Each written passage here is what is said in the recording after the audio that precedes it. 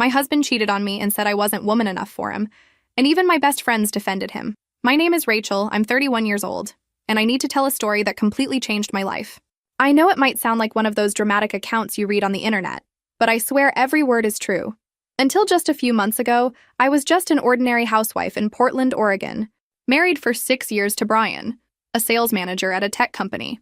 Our life seemed normal, even predictable. I took care of the house, he worked, we had our friends, our quiet weekends. But you know how it is when something inside you starts whispering that something isn't right? It was small changes in Brian that started bothering me. First, he started working later, coming home at 10, 11 at night, always with an excuse about urgent reports or client meetings. Then came the new cologne, an Armani I'd never seen before, quite different from what he'd always worn. And the clothes. Suddenly my husband, who had always been relaxed about dressing, started wearing impeccable dress shirts and pants that looked like they'd come straight from the store. The phone was what caught my attention most. Brian had always been one of those who left his phone anywhere, but now he was always with the device in hand, always face down, always on silent. When I asked who was texting, he'd respond with a dry work and change the subject. Sometimes I'd catch him smiling at the screen in a way that he hadn't smiled at me in a long time. I tried to convince myself I was being paranoid. After all 6 years of marriage, we'd built a life together. We bought our house in Hawthorne, had plans to have children next year. But that feeling in my stomach wouldn't go away. It was like I was living with a stranger who wore my husband's face. One Thursday afternoon, everything changed. I was organizing the office when our shared iPad beeped with a new message. It wasn't my intention to snoop, I swear it wasn't. But the notification appeared right on the screen. It was a message from someone called M saying, "Can't wait for our weekend getaway. She still doesn't suspect anything." My world collapsed at that moment. My hands were shaking so much, I almost dropped the iPad. I read the message about 5 times before I could process what I was seeing. That was me. Our getaway. That was betrayal. And M. Well, I already had my suspicions about who that could be. When Brian came home that night, I was sitting in the living room, the iPad on the coffee table, open to exactly the conversation I'd found. He walked through the door, still with that smile I no longer recognized, until he saw my face. The smile disappeared instantly. "Rachel, I can explain." "Explain what, Brian?" My voice came out calmer than I expected. "Explain who M is? Explain the getaway? Or explain why your wife is treated as she in your conversations?" He sighed, ran his hand through his hair, a gesture I knew well that he always did when he was nervous. But this time, instead of nervousness, I saw something different. Relief, as if he could finally stop pretending. "It's Melissa," he said, throwing himself into the armchair as if that conversation were an inconvenience. "Melissa from the company. And yes, we're seeing each other." The coldness in his voice shocked me more than the confession itself. There was no guilt, no remorse, just a man tired of maintaining a charade.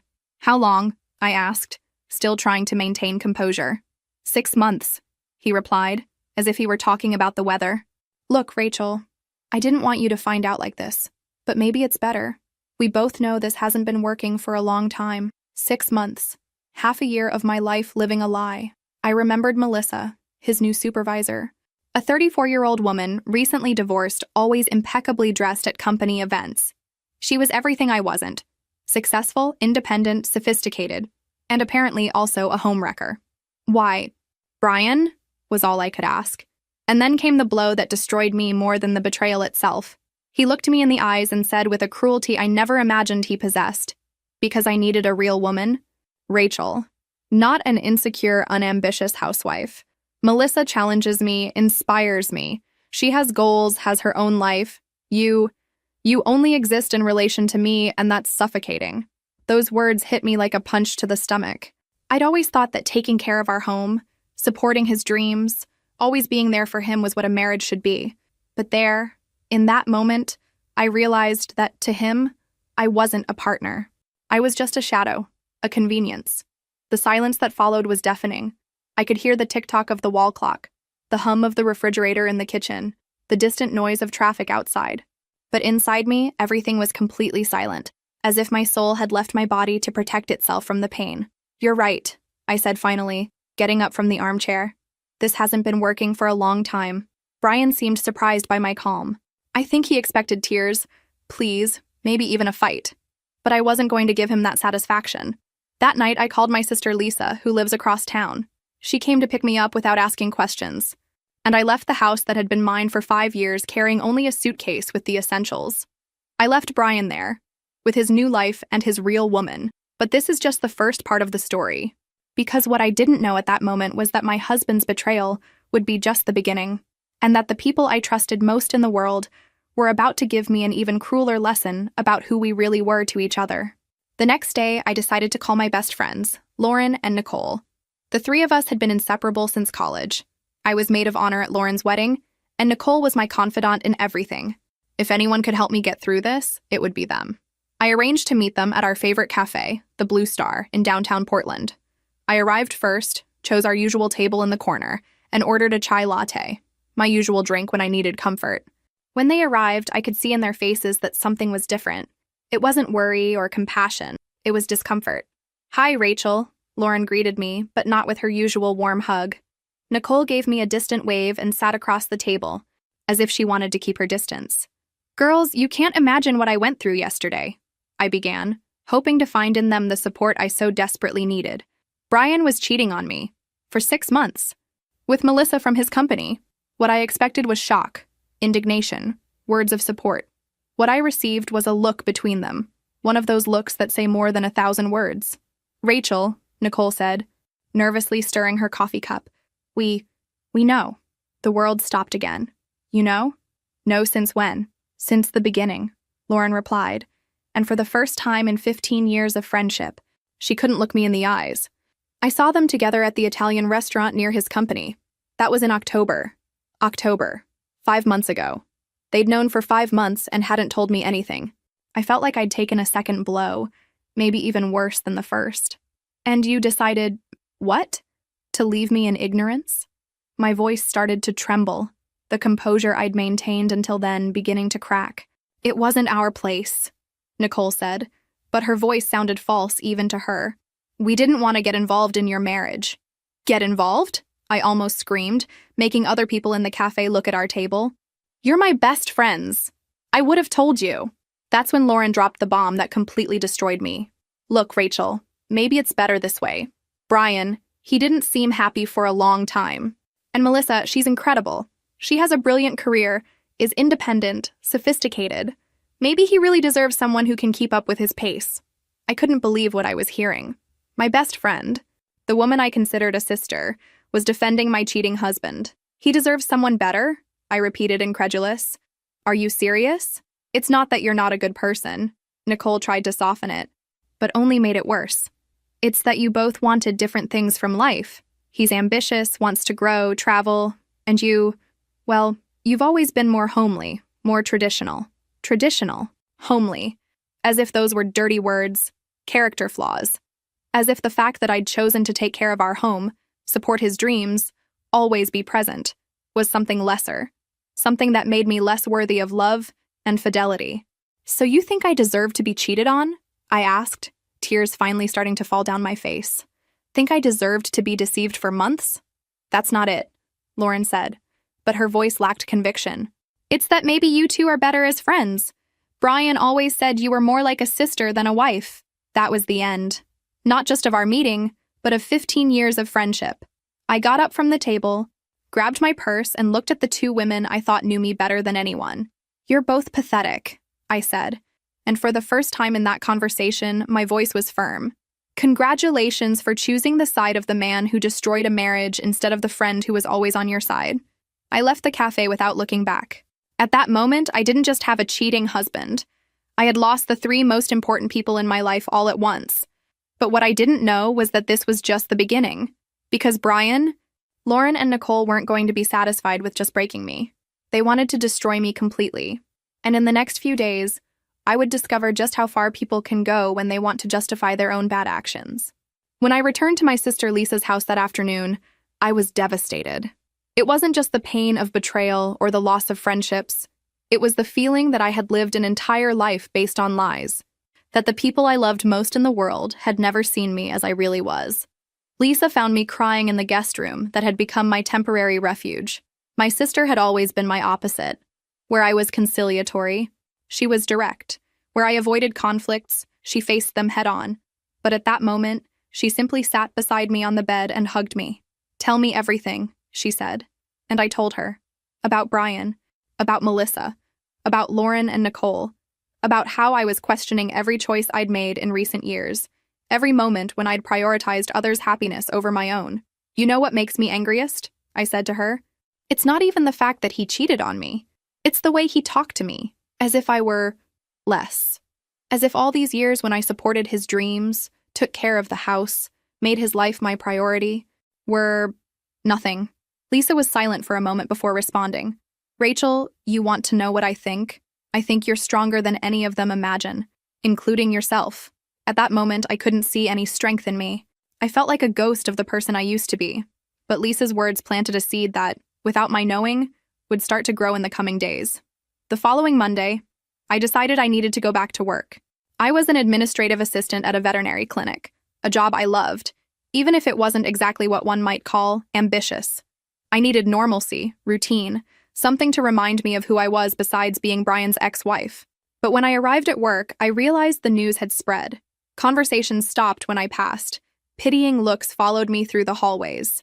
I imagined that Lauren or Nicole had told someone, and the gossip had spread as it usually does in small towns.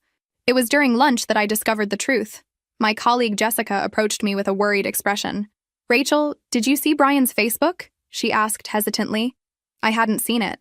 Actually, I deleted all my social media in recent days, trying to protect myself from anything that might hurt me even more. But the expression on Jessica's face told me I needed to see it. She showed me her phone, and there it was.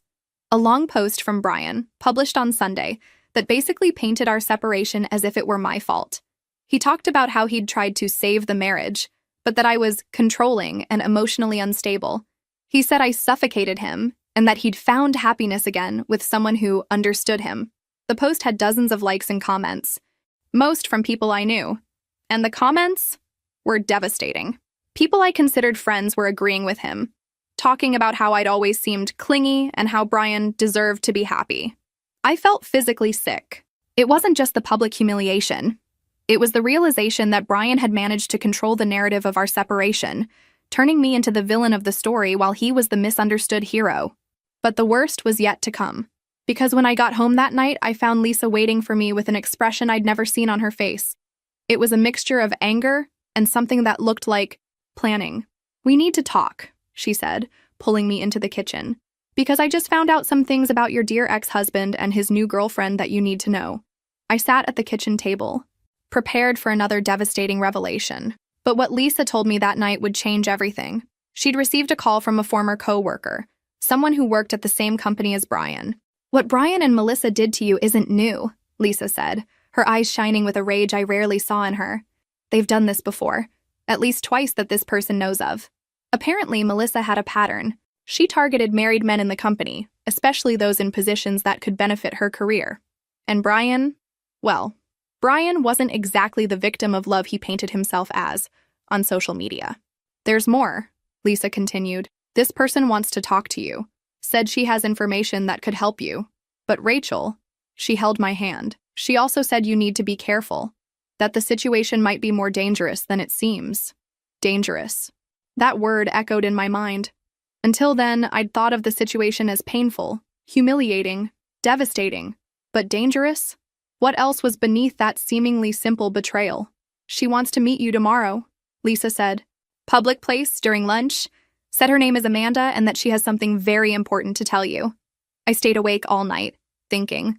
Part of me wanted to just move on, start a new life away from all that drama. But another part, a part that was starting to wake up after years of being asleep, wanted answers, wanted to know the complete truth about what had happened to me. The next morning, I called Amanda.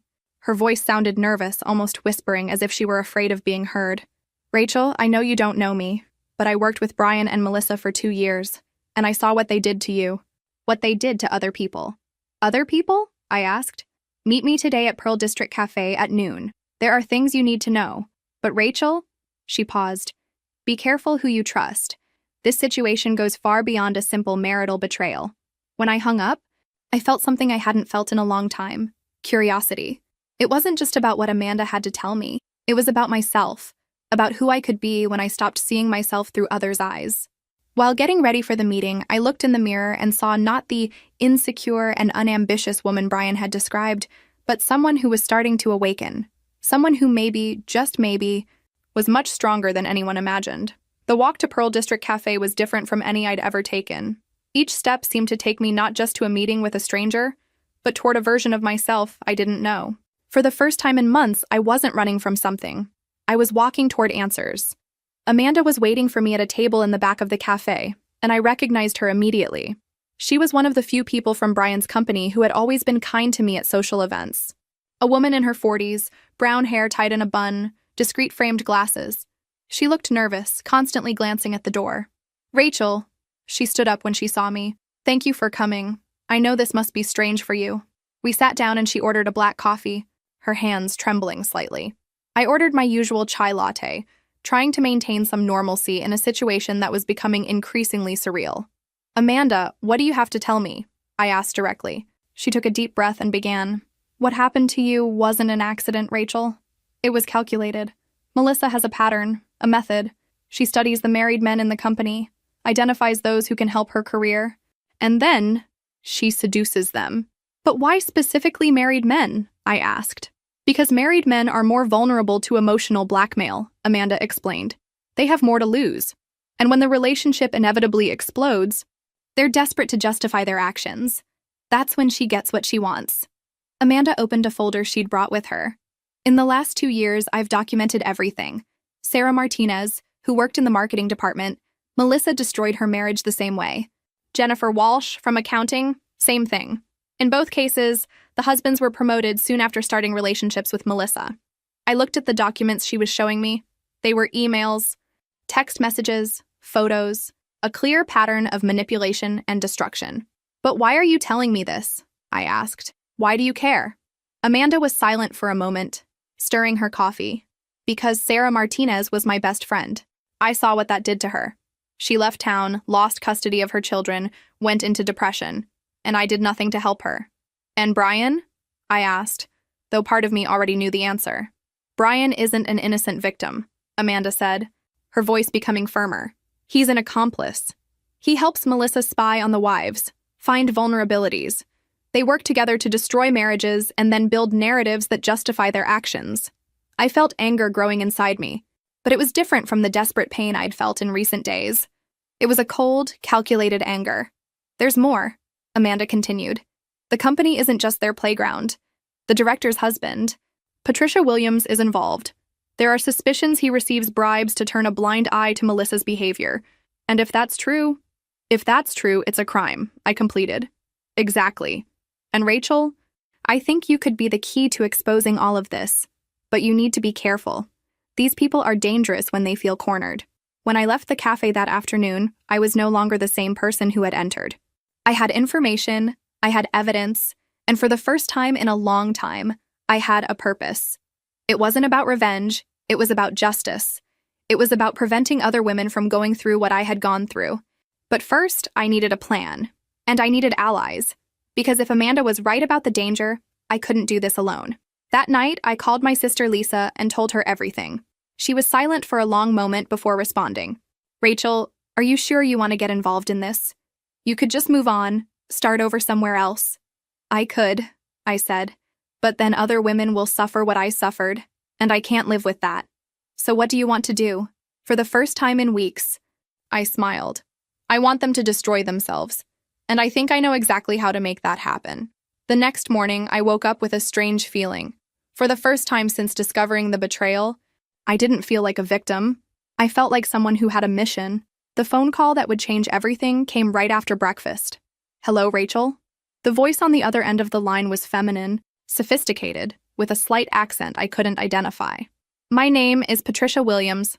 I'm the wife of the director of the company where your husband works. I'd very much like to talk to you." Patricia Williams. The name Amanda had mentioned. The director's wife who might be involved in the whole situation. "About what, exactly?" I asked cautiously.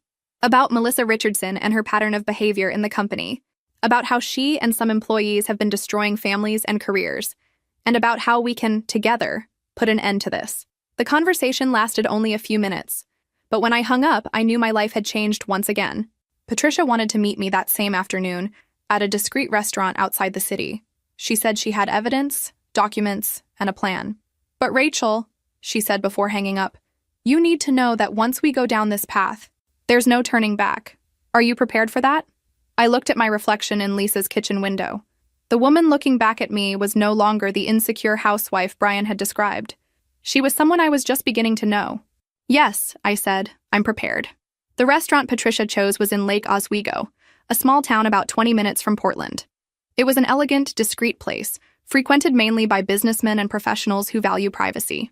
I arrived a few minutes before the scheduled time and chose a table overlooking the lake. Patricia Williams was different from what I expected. A woman in her 50s, perfectly styled gray hair, dressed in a navy blue blazer that screamed quality and power. She had the kind of presence that makes people turn when she enters a room. But what impressed me most were her eyes. Cold, calculating, but also with a gleam that suggested she knew exactly what she was doing. Rachel, she said, greeting me with a firm handshake. Thank you for accepting my invitation. I know you must be confused by all this. Confused is an understatement, I admitted. Until a week ago, I thought my life was normal. Now it seems like I was living in a soap opera. Patricia smiled, but it wasn't a warm smile. It was the smile of someone who knew something I didn't. Normal, she repeated. Interesting how our perception of normalcy can be so limited. She ordered white wine. I ordered sparkling water. There was something in the atmosphere of that meeting that told me I needed to keep my mind clear. Let's get straight to the point, Patricia said after the waitress left. Melissa Richardson is a problem my husband and I have been monitoring for a long time. She's intelligent, manipulative, and extremely dangerous to the company's stability. Does your husband know about her pattern? I asked. My husband, Patricia said with a tone that suggested complexity, is in a delicate position. He knows, but his hands are tied by legal and corporate issues. Firing someone for inappropriate sexual behavior without solid evidence can result in million-dollar lawsuits. She opened an elegant folder she'd brought with her. But evidence is exactly what we have. What she showed me was impressive. Not just documents about Melissa, but a complete dossier on her victims. Photos, emails, human resources records, even conversation recordings. Everything meticulously organized and documented. Sarah Martinez, she said, pointing to a photo. Married for 12 years, 2 daughters. Melissa seduced her husband, Thomas, who was a project manager. When the relationship exploded, Thomas was promoted and Sarah was forced to resign. Jennifer Walsh, she continued, married for 8 years, 1 son, same pattern, husband promoted, she left the company. And now you, Patricia concluded, looking me directly in the eyes. But with you, Rachel, I think we have a unique opportunity. Opportunity for what? To end this once and for all. To expose not just Melissa, but the entire corruption network that allows her to continue doing what she does. Patricia leaned forward, her voice getting lower. You know about the company's annual party, don't you? It's in 2 weeks. All employees, all families, all investors. It's the most important social event of the year. I knew about the party. Brian always insisted I go, though I always felt out of place among all those successful professionals. What do you have in mind? I asked. I have in mind, Patricia said, a revelation that will change everything. But I need your help. I need you to attend the party as my personal guest. I don't understand. You will soon, Patricia said with that mysterious smile. But first, I need you to trust me. And I need you to be prepared to see your ex-husband and Melissa exposed in the most public way possible. Patricia's proposal was audacious, but there was something about her that inspired confidence. Maybe it was the meticulous way she had documented everything, or maybe it was simply the fact that for the first time in weeks, someone was offering me a chance to act instead of just react. What exactly do you want me to do? I asked. Nothing, she replied, and I must have looked confused because she laughed. Literally nothing. You just need to show up at the party, beautiful and confident, as my guest. The rest? Well, the rest will unfold naturally. When I left that restaurant, I was with a mixture of excitement and nervousness. Patricia had given me a card with a phone number and instructions to meet someone called Marcus the next day. He would be responsible for preparing me for the party. Preparing for what? I had asked. To be the woman you really are, she replied. The woman your ex-husband was never able to see. The next morning, I was at the most elegant beauty salon in Portland, being attended to by Marcus, a man in his 40s who seemed to have stepped out of a fashion magazine. He was a stylist, hairdresser, and apparently, a wizard of personal transformation. Darling, he said, studying my face and hair. You have a classic beauty that's being completely wasted. Let's change that. The next 4 hours were a transformative experience. Haircut, coloring, facial treatment, manicure, pedicure. Marcus worked on me as if I were a work of art that needed to be restored. Now, he said, taking me to a boutique downtown, let's find the perfect dress. The dress he chose was navy blue, elegant, but not ostentatious, that enhanced my figure in a way I'd never experienced. When I looked at myself in the mirror, I barely recognized myself. Perfect, Marcus said, adjusting a clip in my hair. You're ready to reclaim your life. In the days that followed, I felt like I was on an emotional roller coaster. Part of me was excited about the possibility of finally having control over the situation, but another part was terrified of what might happen. That's when Brian decided to make his final move. On Thursday before the party, I was at work when I received a call from Lisa. Her voice sounded tense, almost panicked. Rachel, you need to come home now. Brian is here and he brought documents. When I arrived at Lisa's house, I found Brian sitting in the living room with an open folder on the coffee table. He looked different. Thinner, deep dark circles, the arrogant confidence I'd seen on the night of discovery replaced by something that looked like desperation. Rachel, he said when he saw me, we need to talk. We have nothing to talk about, I replied. But Lisa signaled for me to listen. I made a mistake, Brian continued. A terrible mistake. Melissa, she's not who I thought she was. I almost laughed. Now you discover? She's blackmailing other men in the company, he said, his voice trembling. She has photos, recordings, evidence of extramarital affairs. And she's using this to get promotions, privileged information, money.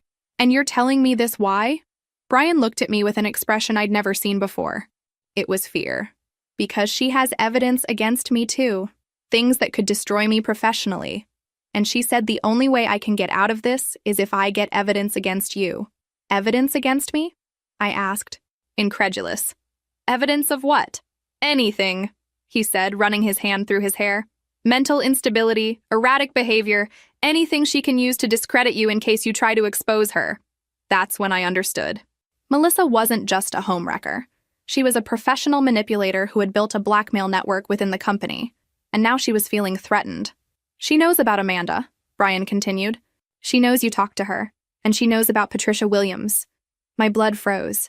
How does she know about Patricia? Because she has spies throughout the company, Brian said.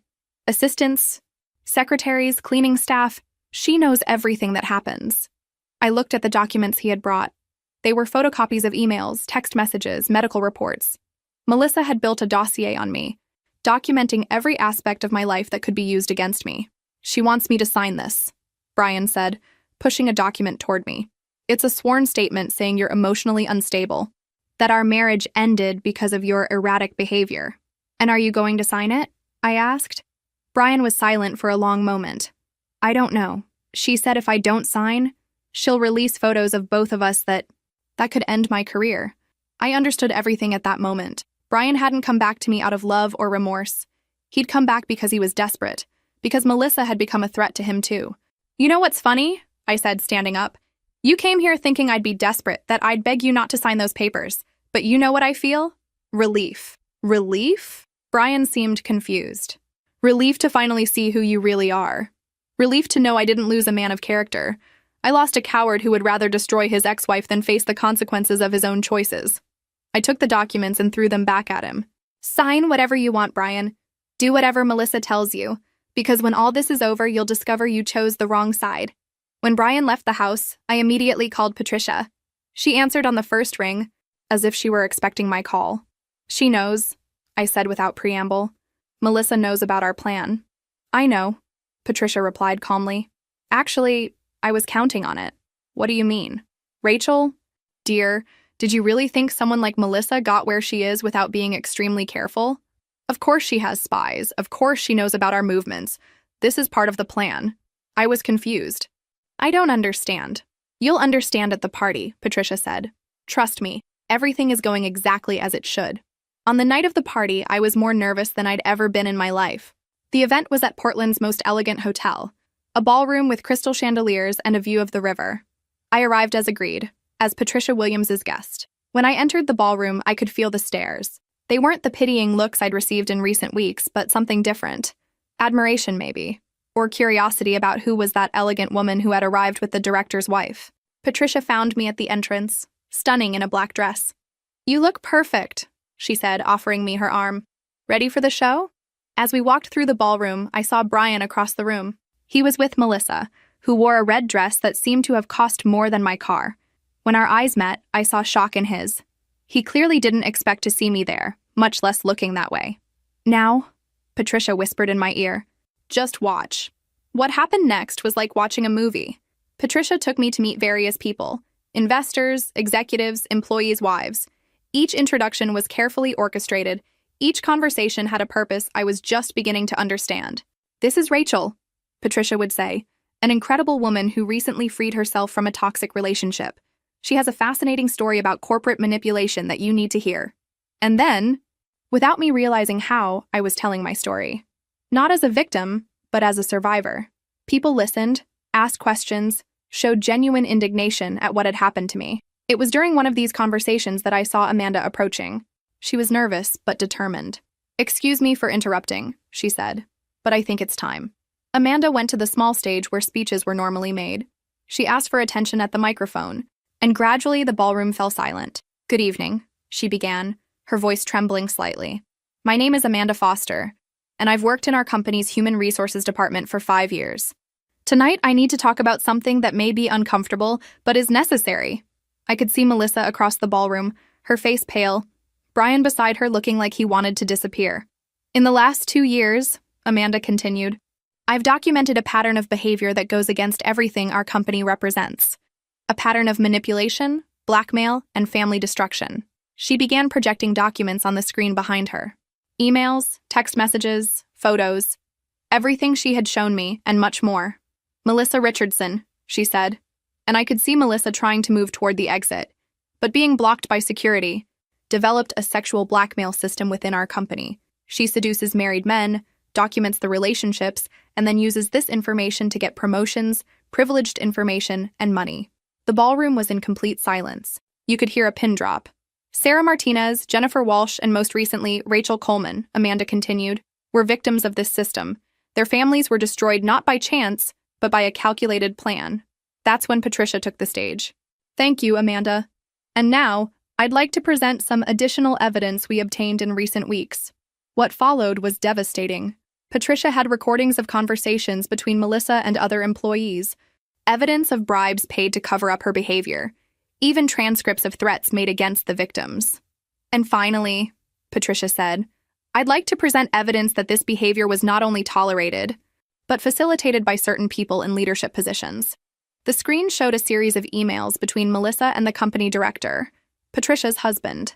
Emails that clearly showed he not only knew what was happening, but was actively participating in the scheme. That's when I understood everything. Patricia wasn't trying to protect her husband. She was exposing him. All this time, she had been building a case against him, too. "My husband," she said, her voice cold and calculated, "violated not only the company's trust, but also the trust of our marriage. Tonight, he's being arrested for extortion, blackmail, and abuse of power." As if on cue, FBI agents entered the ballroom. I watched, fascinated, as they arrested not just Melissa and the director, but also other employees who had been accomplices in the scheme. Brian tried to escape, but was intercepted at the door. When the agents handcuffed him, he looked at me from across the ballroom. There was no more arrogance, no more contempt. Just a man who had destroyed his life through greed and cowardice. The weeks that followed were a whirlwind of legal activity. Depositions, interrogations, hearings. I found myself at the center of a federal corporate corruption case that extended far beyond Brian's company. Melissa was sentenced to 8 years in prison for extortion and blackmail. The director, Patricia's ex-husband, received 12 years. Brian, for his forced cooperation with the investigation, received 5 years. But the consequences went beyond criminal sentences. The company was fined millions of dollars and forced to implement new conduct policies. Several other companies in the region began their own internal investigations.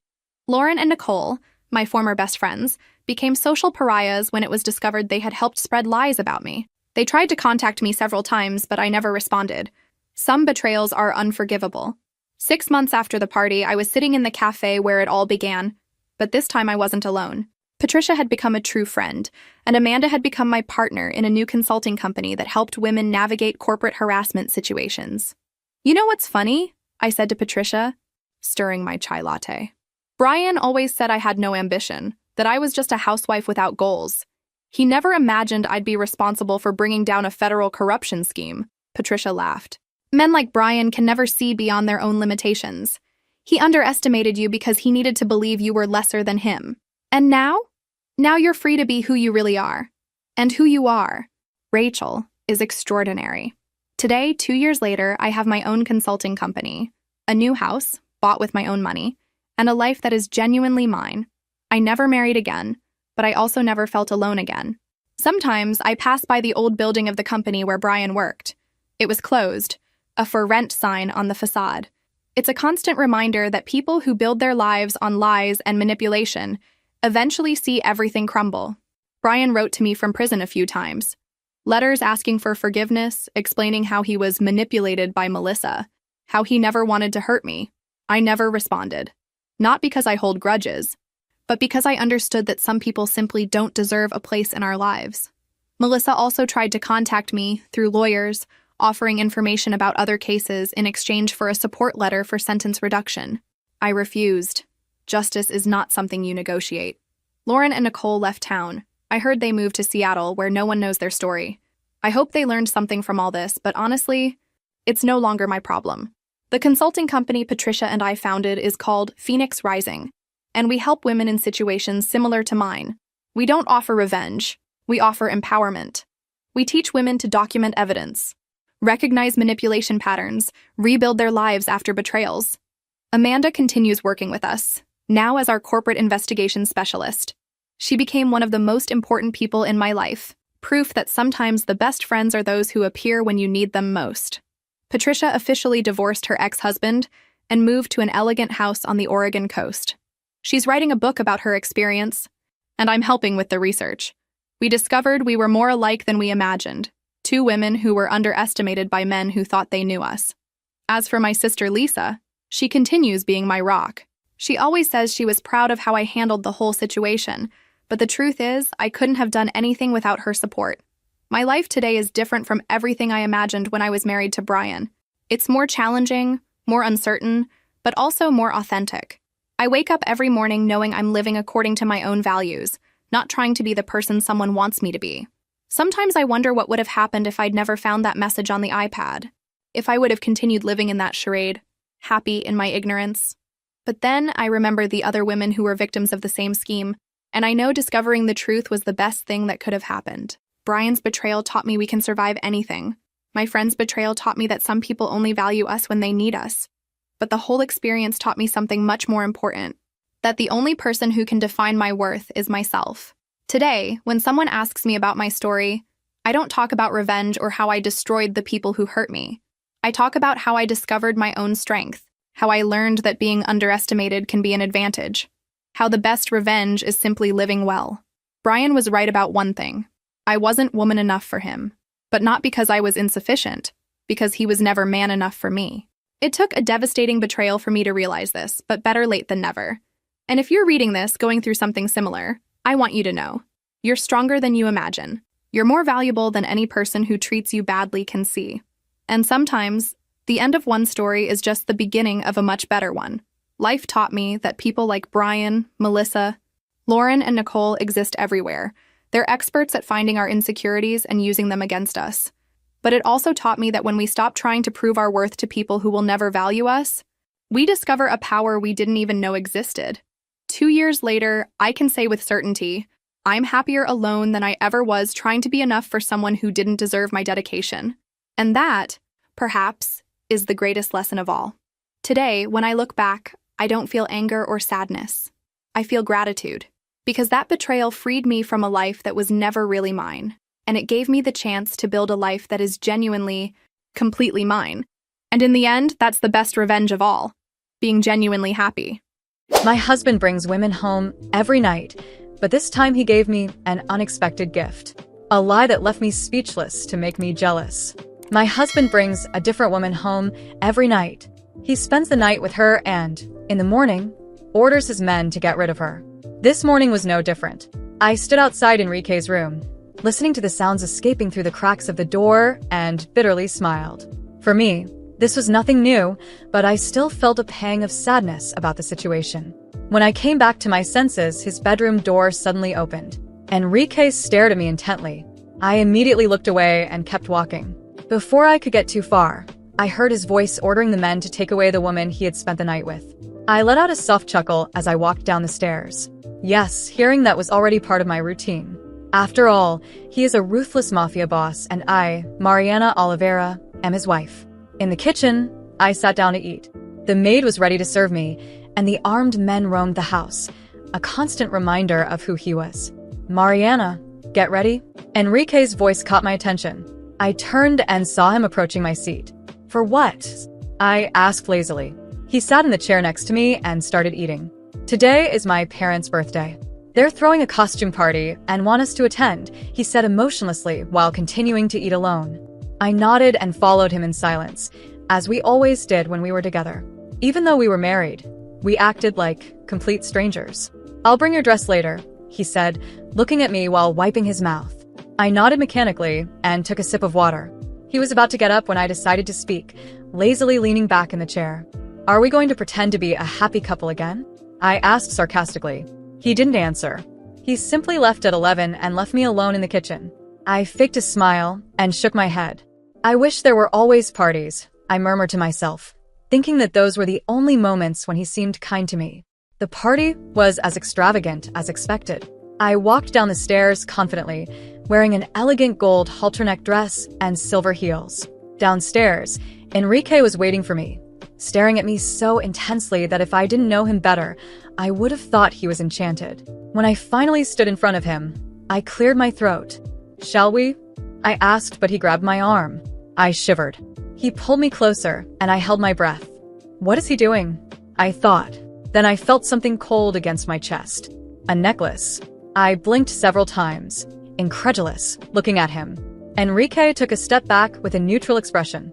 What is this? I asked, frowning and looking at the necklace. Don't you know what it is? He replied sarcastically.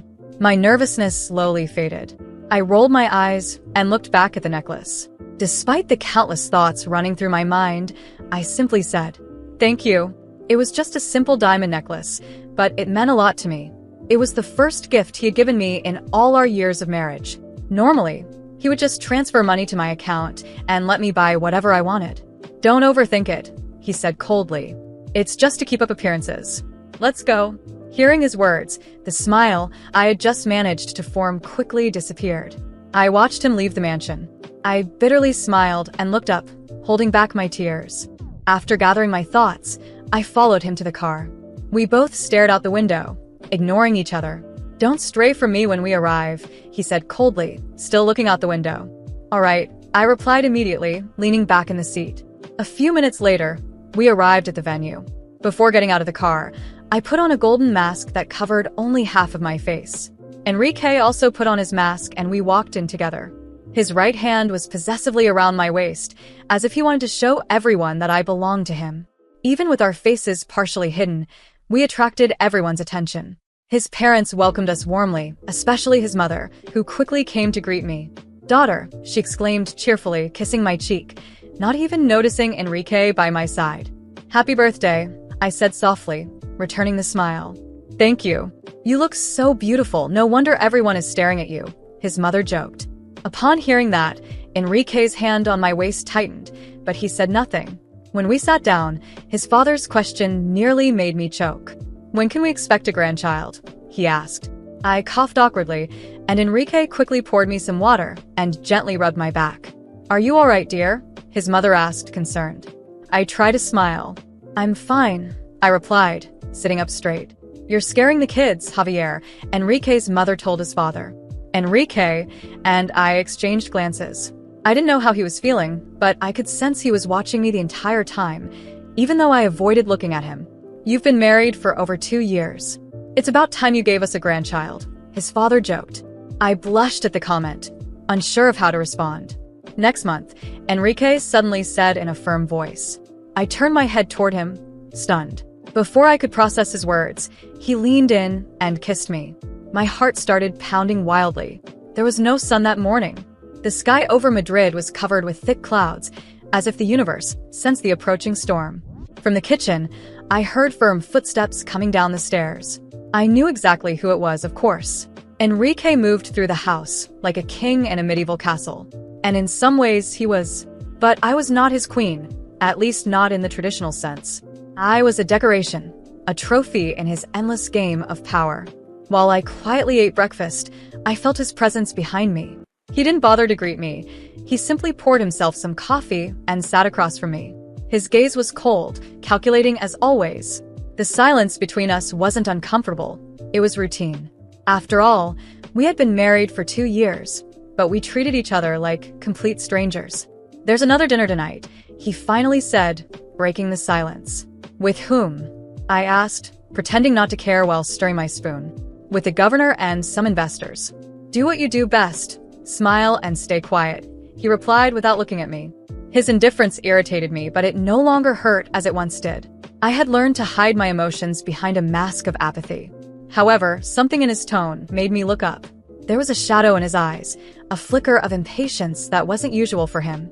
Something was off. Hours later, as I was getting ready for the evening, I decided to explore his office.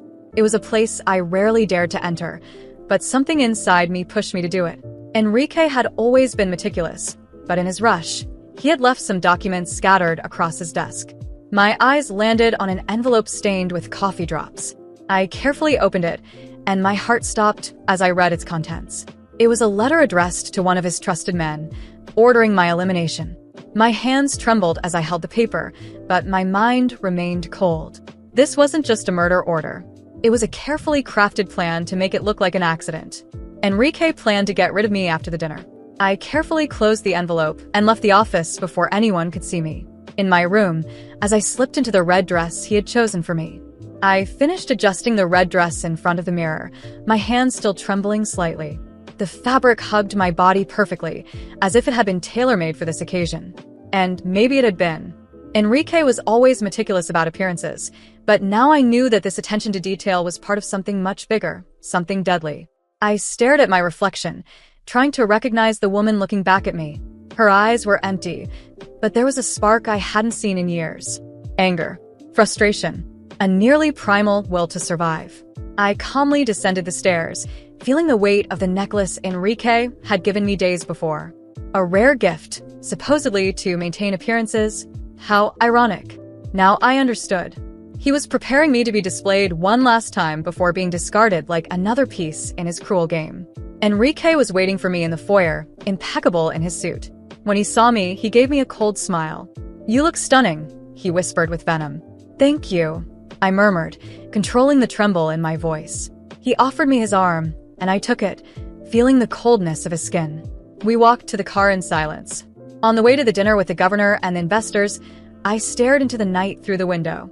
My heart was pounding, but my mind was already forming a plan. I couldn't simply run. Enrique had eyes everywhere. If I tried to escape, he would make sure to find me, and this time, there would be no disguised plans.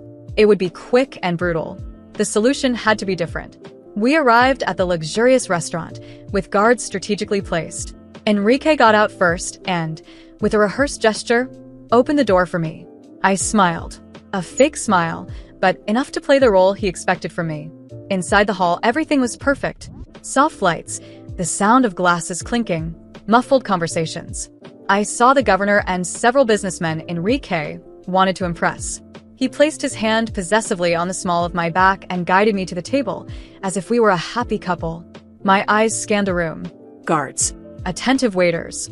No easy way out. The conversations began. Enrique spoke naturally about investments, business, and power. I just smiled and nodded when necessary. Wine was served. Enrique took a sip and offered me the glass. For a moment, I wondered if he had poisoned it. But no. Enrique was too meticulous for something so obvious. He wanted something that couldn't be traced back to him. An accident. A fall down the stairs. A runaway car. A power failure. Something clean. While he talked, an idea took shape. Subtle. Precise. I discreetly grabbed my phone and pretended to check messages. I quickly sent a text to Clara. A former employee Enrique had unfairly fired. I knew she resented him. We weren't friends, but we had something in common. Contempt for that man. I need your help. Urgent. I can pay you whatever you want. Meet me behind the restaurant in 20 minutes. Enrique didn't notice. He was too absorbed in his lies. I pretended I needed to use the restroom. He gave me that calculating look, but simply nodded. I calmly made my way to the service door. The alley was dark, silent. Clara appeared minutes later, suspicious. "What do you want?" she asked, narrowing her eyes. "Enrique wants to kill me," I blurted out. Her eyes widened. "That's not surprising. Why should I care?" "Because you hate him as much as I do. And I can make it worth your while. I have access to his safe. Documents. Offshore accounts. I can give you whatever you want." She was silent for a moment, thinking. "What do you need?" "Just a distraction. Nothing major. Just enough to throw him off balance." She smirked. "That I can do." I returned to the table with the same calm expression. Enrique glanced at me and kept talking. Minutes later, a waiter approached and whispered something in Enrique's ear. His brow furrowed. "What's wrong?" I asked, feigning curiosity. "There's a problem in the parking lot. Someone messed with my car." I'll check. "Stay here." He quickly got up and left. I took a deep breath. This was my moment. I stood and approached the reception desk. I smiled at the receptionist. My husband asked me to grab the key to the private suite. He forgot it. She hesitated. "Could you show me some ID?" I tilted my head slightly. "You know who he is, don't you? You know what happens to people who disobey him." She paled and handed me the key. I navigated the hallways to the private room where Enrique closed his dirty deals. I opened the safe with the code I had memorized over the years. Documents, USB drives, fake accounts. I took everything, stuffed it in my purse, and quietly slipped out. Outside, I heard shouting. Clara had done her part. I didn't look back. I got into the first taxi I saw, to the airport. Fast. As the car pulled away, I smiled for the first time in years. This wasn't just an escape. I had proof. Enrique couldn't hunt me down without destroying himself. This time, the game was mine. Every mile the taxi drove, the weight of fear and anxiety slowly transformed into something solid, determination. This was no longer just about escaping. It was the beginning of my revenge. I wasn't going to hide anymore. Not after everything Enrique had done to me. I now had everything I needed to destroy him. My destination was in the airport. I asked the driver to drop me off at a discreet hotel in the city center. I needed time, silence, focus. I entered the room and spread out all the documents and USB drives I had taken from his safe across the bed. They were forged contracts, money laundering records, evidence of bribery, and even assassination orders. Enrique had always been careful, but his arrogance made him believe no one would dare betray him. I spent the entire night analyzing every paper, every detail, every number, every name. Among the documents, I found something even more valuable. Offshore bank accounts linked to influential politicians and powerful businessmen. Enrique wasn't acting alone. He was just the tip of a massive network of corruption. The next morning, I reached out to Clara. I couldn't do this alone. When we met, she seemed uneasy. "You made it out alive," she said, crossing her arms. "Enrique has no idea how close I am to destroying him, but I need your help. This isn't just about me anymore. It's about tearing down everything he's built." I showed her the documents, and Clara's eyes widened in shock. "My God, you have everything." Exactly. "But I need to get this information to the right people. And I need to do it without raising suspicion." Clara knew people. Former contacts who hated Enrique as much as we did. We built an information network. I sent copies of everything to investigative journalists, prosecutors, and even Enrique's rivals. I knew that in this rotten world, the truth alone wasn't enough. But truth combined with power was deadly. The following days were pure chaos. Headlines exposed Enrique's crimes. Leaked recordings of incriminating conversations, forged contracts, and connections to murders spread everywhere. Companies severed contracts with him. Politicians avoided him like a plague. But I knew he wouldn't fall without a fight. On the third day, I received a call from Enrique. I answered in silence. "Do you think you've won?" His voice was filled with rage. "This isn't over, Mariana. You have no idea who you're dealing with." I smiled, even though he couldn't see me. "No, Enrique. The one who didn't know who they were dealing with was you. And I hung up. But that wasn't enough. Enrique was still free. And that wasn't acceptable. He needed to feel everything he had put me through. I went after Eduardo, Enrique's personal lawyer. He had always been loyal, but he was also greedy. He knew too much and would stay quiet for the right price. How much is Enrique paying you to stay silent? I asked, sitting across from him. He looked at me with disdain. Enough to ignore you. What if I double it? I slid an envelope toward him, filled with evidence of illegal transactions he was involved in.